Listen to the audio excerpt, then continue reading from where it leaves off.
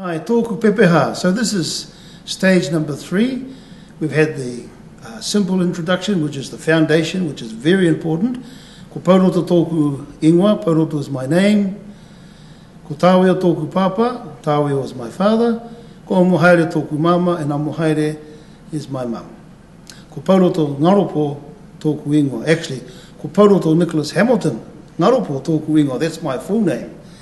And ko Tasha tōku kuri mōkai. So Tasha is my pet dog. So that's an introduction in Māori for you to practice this week. That's probably the most important one.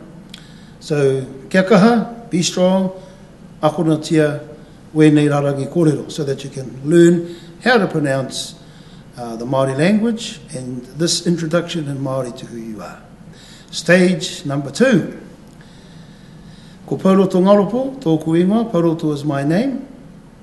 But I'm going to focus on this part, okay, with my mountain. Ko Putawaki tōku maunga, Putawaki is my mountain. Ko Tarawera tōku awa, Tarawera is my river. Ko Iramoko tōku marae, Iramoko is my marae. Ko Te Paetata tōku tipuna whare, Te Paetata is my ancestral meeting house. Ko Iramoko tōku whare kai, and Iramoko is my dining room. Ko Mātātua tōku waka, Mātātua is my canoe. Ko Ngāti awa tōku iwi, Ngāti awa is my tribe. Ko Te Tāwera tōku hapu, Te Tāwera is my sub-tribe. Ko Te Ramapukura tōku rangatira, Te Ramapukura is my main ancestor whom I descend. Ko Pouroto Ngaropo tōku ingoa, and my name is Pouroto. Now I've got a very special guest who's coming to join me today in terms of stage 3. Nau mai haramai. Kia ora. Kia ora marama. Kia ora. Kia ora. Kei te pēhea koe? Kei te pai.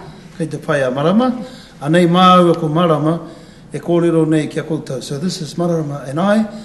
For the last part of our Pepeha segment, she's going to help me. Kia ora marama. Thank you very much for being here today. Welcome. Kia ora. Kei te pai. Ka pai. Kei te pēhea koe? Kei te pai. Ka pai. So we'll go like this. So is everyone following us? We're going to do our Pepeha.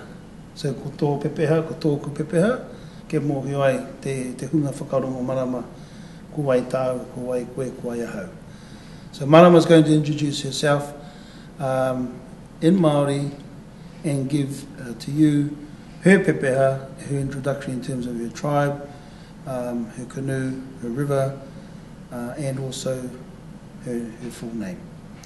Marama, ko wai tō maunga? Ko Taranaki tōku maunga. Ko wai tō awa? Ko Waitautoroa tōku awa. Ai, marama, ko wai tō marae? Ko Toranui tōku marae. Ko wai tō hapu? Ko Te Morihu Pore tōku hapu. Marama, ko wai tō iwi? Ko Taranaki tōku iwi. Ko wai tō waka? Ko Kurahopo tōku waka. Ka pai. Ko wai tō ingoa? Ko Marama Tauranga ahau. Oh, tino pai. Rawe! Oh, tāhua! Te whakalonga atu ki ai e whakahua mai ana I tōna Pepeha. That's excellent. Man, I'm really proud of Marama showing to you how she knows who she is in terms of her Pepeha. So she's here today also celebrating our Māori Language Week. So we'll go through that one more time. Marama, ko wai te ingoa tō maunga? Ko Taranaki tōku maunga. Ko wai tō awa? Ko Waitautoroa tōku awa.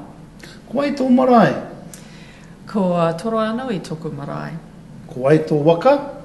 Ko Kurahopo tōku waka. Ko wai tō iwi? Ko Taranaki tōku iwi. Ko wai tō hapu, Marama? Ko Morihu Te Pore tōku hapu. Ko wai tō ingoa? Ko Marama Tauranga ahau. Kia ora. Ka pai, Marama? Kia ora. Kia ora e te iwi. Ko Marama me ona kōrero, me tō ona Pepeha. Kia ora tātou katoa.